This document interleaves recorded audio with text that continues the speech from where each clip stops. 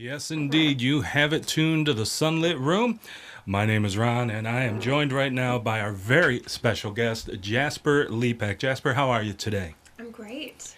Thank you so much for agreeing to stop in here today. For your knowledge out there, folks, Jaspar is out playing shows supporting her new CD. It's called Wide World, and we'll talk a little bit about that later. But right now, I just wanted to let you know, Saturday night, August 9th, Jaspar will be playing at the Conway Muse. A couple of other great artists on the bill with you. Who's with you on that show? Yeah, so we're doing an in-the-round evening. It's called the Musebird Cafe, and it will be me and Hillary Scott and Val D'Alessio. Oh, that sounds like a wonderful, wonderful lineup you got going on there. And then on Wednesday, August 13th, Jaspar will be at the Anacortes Farmers Market.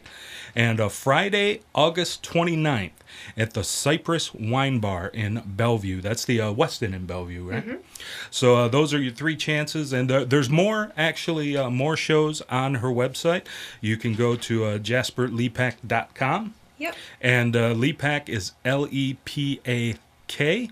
And Jaspar is Jaspar. So JasparLepak.com. Not only will you get those information about the shows, you can get a link there to get all of Jaspar's music as well. And speaking of music, how about we let them hear a song? Yeah. I'm going to sing a song about the place where I grew up. The song's called Grand Canyon. I grew up in Tucson, Arizona. And it was inspired by just this thing that happens where you smell rain in the air, and it's this sweet scent, but then the rain doesn't always fall.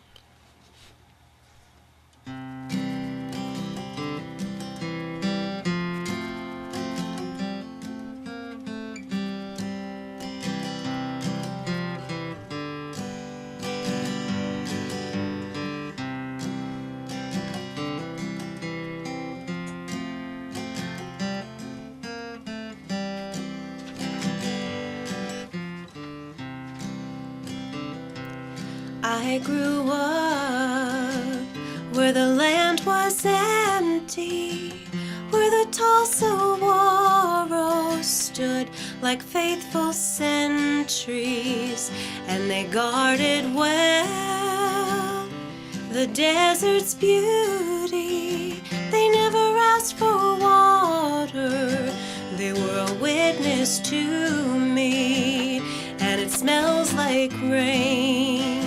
But no rain is falling, and the tears I hold, I hear them calling, but it's no good.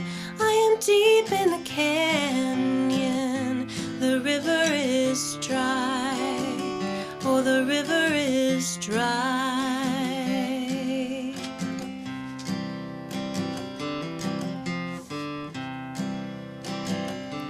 Change is hard, and it never hurries. No, it wears you down with its sound and its fury, and the still small voice you could always follow has been lost in the echoes of the Colorado, and it smells like rain. But no rain is falling, and the tears I hold, I hear them calling, but it's no good. I am deep in the canyon, the river is dry, oh, the river is dry. I once had wings, but they flew into feathers that were torn right off my back. In the rush of the waters, I can't reach you now. From where I'm standing on this path, I lost my wings deep in the canyon.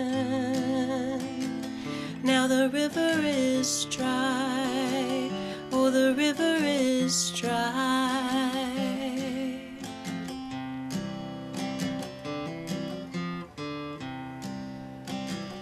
It was a river that cut these scars,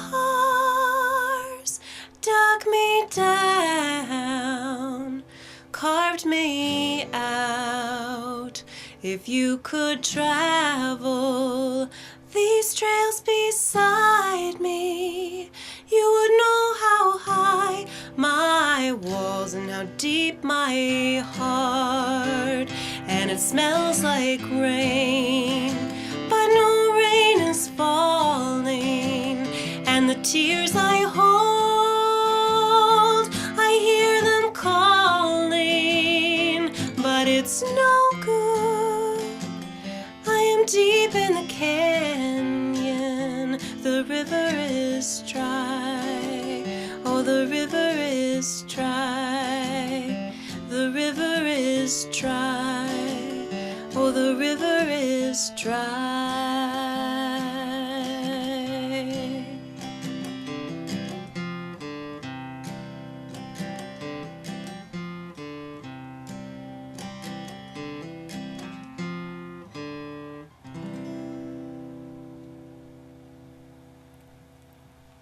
Jaspar Lepak, live in the Sunlit Room.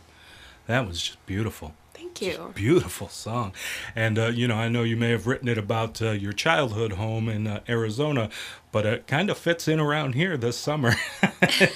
And not a whole lot of rain around here, but I guess there was enough rain in July where we're not really droughting here. Yeah. But anyway, according to your bio, it says that you started writing songs just after college. Mm-hmm.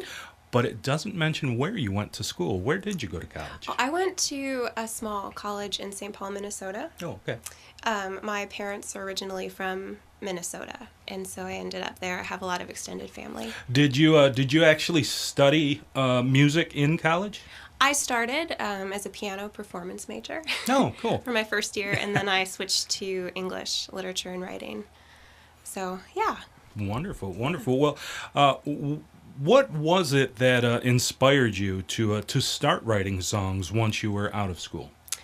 It's a pretty crazy story. I grew up super, super shy, didn't like my voice, and then I took this ballet class during my last semester of college to just fulfill a random credit that I needed. And I learned how to breathe from my diaphragm, and I'd never done that before. My voice was always kind of stuck in my throat. And once I started breathing from my diaphragm, I was singing one day and shocked. My voice sounded completely different, and it was very exciting. And shortly after that, I started writing songs. Yeah, I can't say as I blame you. Like I said, I mean, your voice is an incredible instrument. You have such a crystal clear voice, and when you soar on those vocals on your CDs, it's really, really amazing. Now, you recorded 5 albums while you were in Minneapolis or in Minnesota, and then made the decision to move, to go to South Africa. Mm-hmm. Was there any worry on your part that such a major cultural shift would affect your ability to write or change the way that you write to the point where your fans might not like it as much? There was deep fear. I'm married, and the reason we went to South Africa is my husband Cale applied for a transfer. He does market research for his career, and he really wanted an international adventure, and had to kind of twist my arm to go do that. I was finally feeling settled in Minnesota and connecting with an audience, so that was the scary part, going somewhere new. I wasn't sure my music was going to find an audience there. I knew I would still write, and I was really looking forward to the time to just write, because legally I wasn't allowed to have another job, so it was very exciting for me. And yeah, I found people who love Americana, bluegrass in Durban, South Africa, which was amazing for me. I don't think my writing changed too much, but I did take some lessons while I was there from 2 teachers who do a lot of finger picking, and that kind of entered more of my style. Now, did you actually record a record while you were in South Africa? Mm-hmm.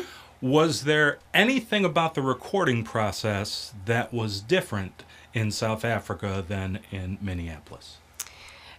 I think it was about the same, in kind of a a strange way, how much the same it was.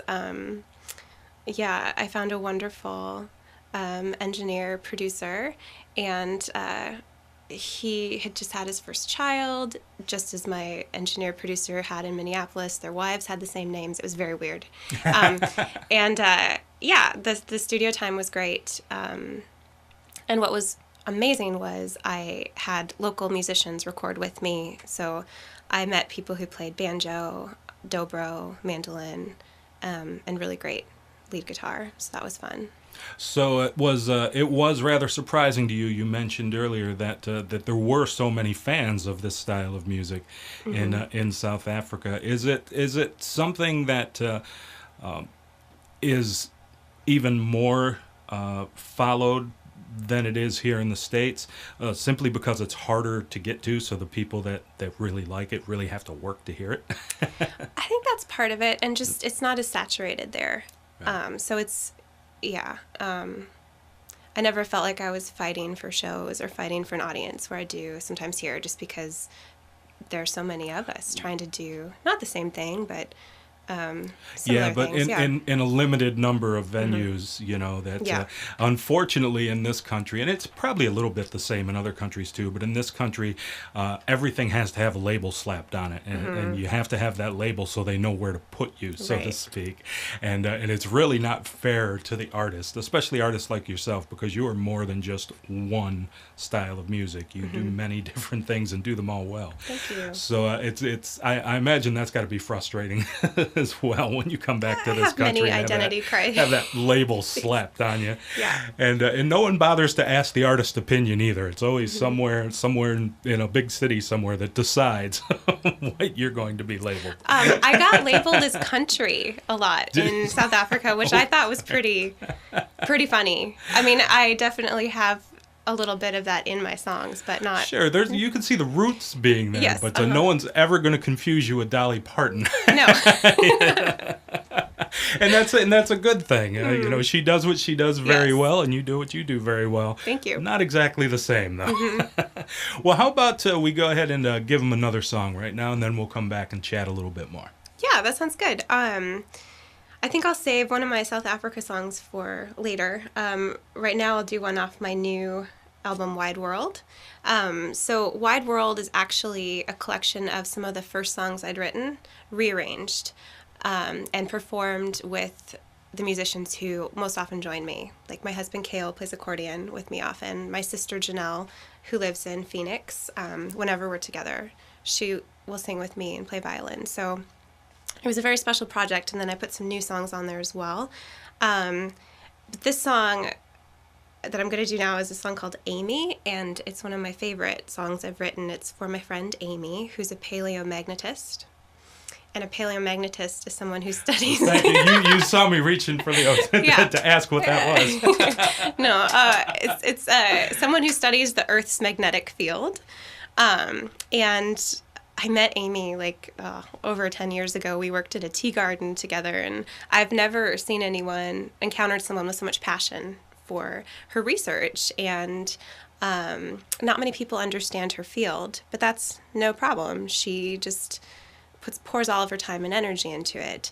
And one of the most amazing things she ever told me about the Earth's magnetic field is that the North and South poles switch every few millions of years. And I love this image because nothing is stable. Like anything can change. And who we are and what we love, even if it's not understood by the current culture, doesn't matter. It's what's inside of us. So this song is very different from the last one. Its genre is folk rap science. Okay.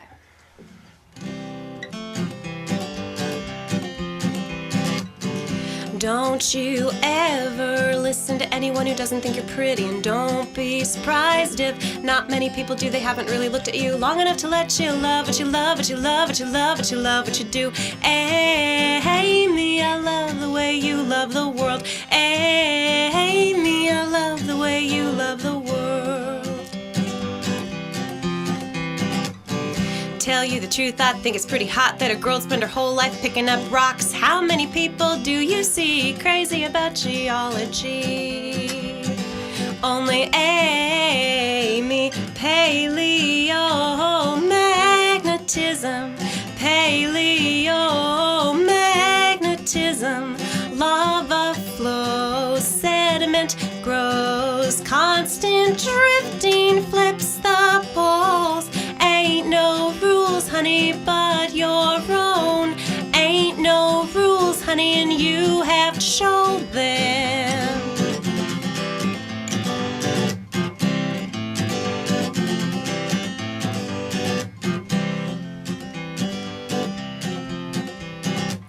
Now you ain't wandering from the grounds of sanity in any ways, that's just someone else's vanity. What holds us all together also breaks it apart. There's iron in the earth, but what's in your heart? If they can't look at you and say, oh wow, they don't matter anyhow.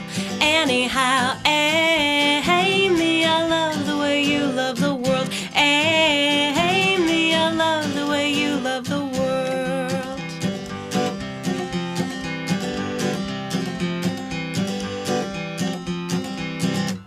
Now leaves must be followed, specimens collected, positions reconstructed, old stories resurrected, each rock picked up and swinging in your pocket is a plate tectonic, geographic, biographic locket. And if anyone asks you what it's for, say you know nothing about the Earth's magnetic field, that's for sure. Paleomagnetism, paleomagnetism, lava flows, sediment grows, constant drifting flips the poles. Nobody knows where you go, nobody knows, you have to show them.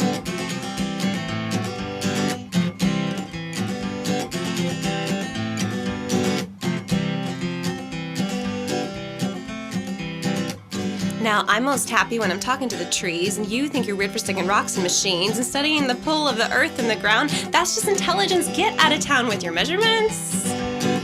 Find the cabin by that stream. You have beautiful, beautiful, beautiful dreams. Amy, I love the way you love the world. Amy, you have beautiful, beautiful, beautiful dreams. Beautiful, beautiful, beautiful dreams. Beautiful, beautiful, beautiful dreams.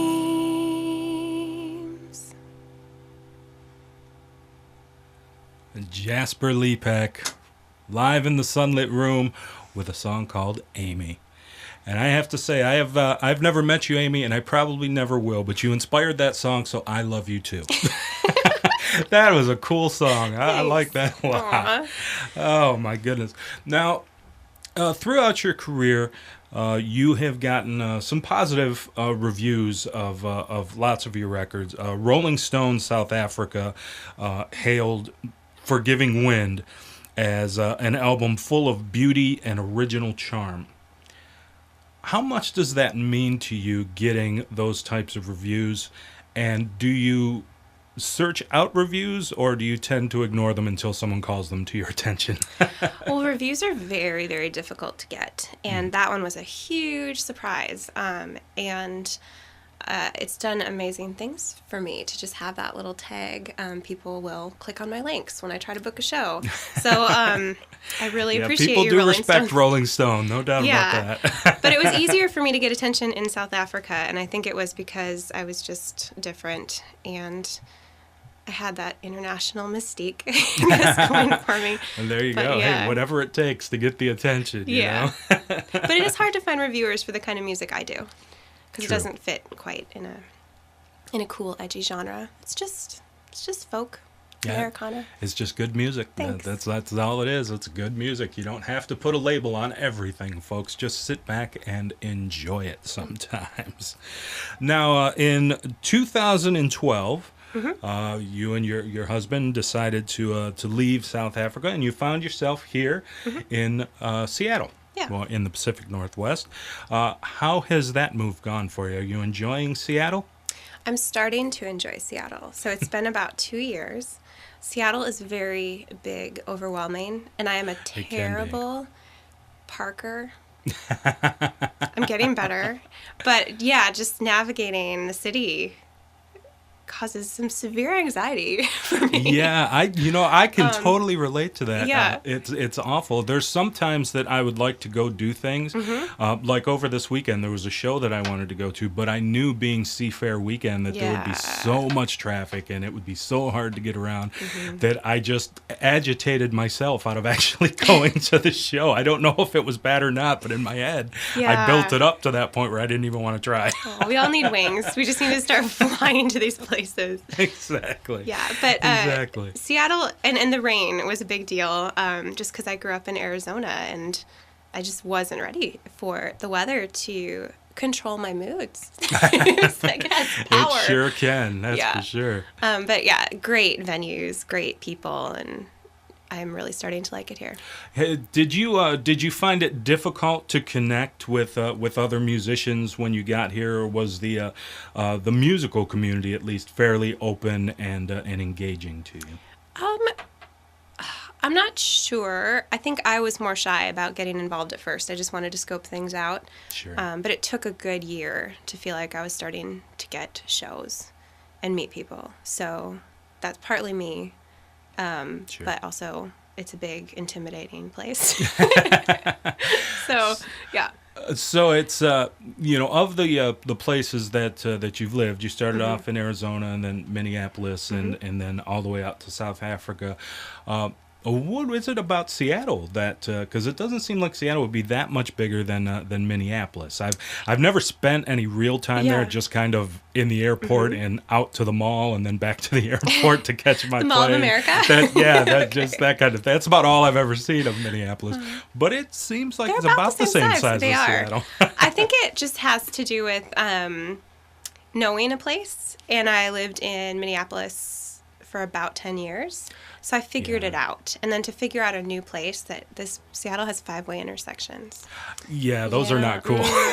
So, yeah, and it's just putting the energy forth to learn a new place. And I suppose also, as you mentioned earlier, you do have a lot more family in that area, and that always makes it easier to adapt to things, if you've got folks there. Yeah. Do you have any family here besides your husband, or is it just you guys? It's just us, but I have one of my sisters lives in Vancouver, BC. Oh, that's fairly close. Yeah, and one lives in Eugene. She just recently moved there. Oh, nice. So, yeah, it feels like we're all kind of migrating. Well, see, so the perfect thing is you happen to be right in the middle. I know. So you tell them, you drive down and you drive up. We'll meet at my house, and you don't have to go anywhere. I'm usually the one driving, but yeah, of course. It's fine. Yeah. They probably say, oh, you're a musician. You're used to traveling. Just get in your car and come on over. Yeah. All right. So how about we go ahead and do one more song before we run out of time here. And again, Jasper, thank you so much for agreeing to come in here today. I have really, really enjoyed getting to know you a little bit, and I'm sure our listeners have too. This has been such a pleasure, and I want to name my home the Sunlit Room. I like that. It just makes everything happy. Perfect. There you go. We can't ask for a better endorsement than that. So this song is called I Know a Woman, and I wrote it while I was in South Africa. And I lived in Durban, which is on the Indian Ocean. So it's a big country, but that's where I was. And this is a song that tries to honor the female voice. I mentioned earlier I grew up very shy, and part of that shyness came from just having a female voice and distrusting it.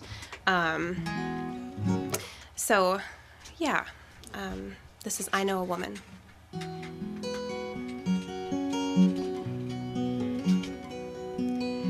I know a woman who feels every moment with sorrow and joy. She is blown by the wind.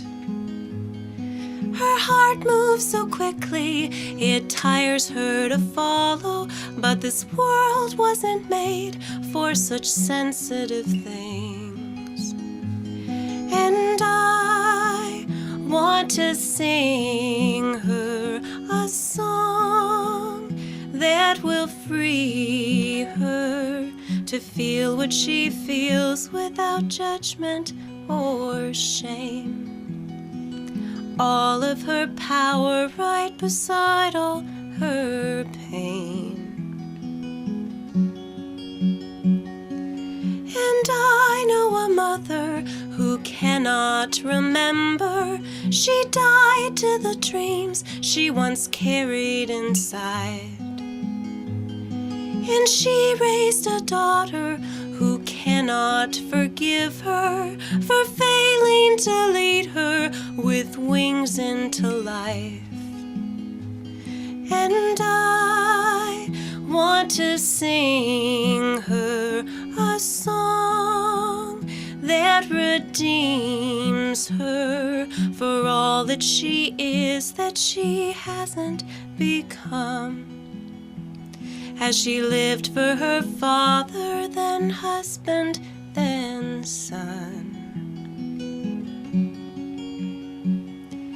And Eve, blessed mother of all of creation, they punished you when you reached out for the truth. And all of this violence we witness toward women is the shame we still carry for wanting the fruit. And I want to sing her a song that will bring her into a world where her reach can be wide, free to take what she wants and to never be shy.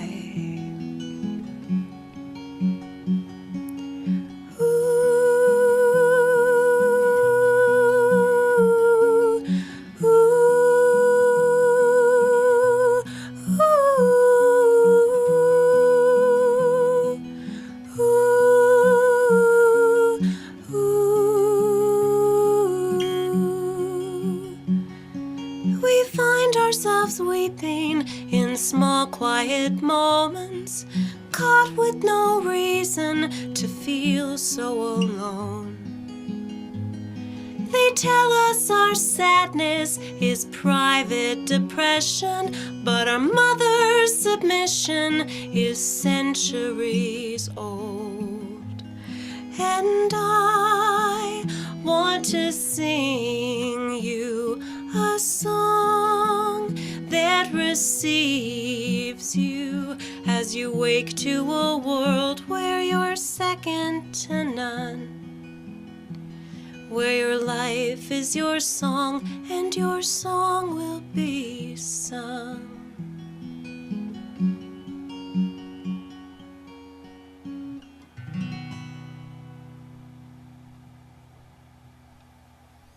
Once again, ladies and gentlemen, that is Jaspar Lepak live in the Sunlit Room. Beautiful again, wonderful, wonderful music. Thank you for sharing your time and your talent with all of us this afternoon.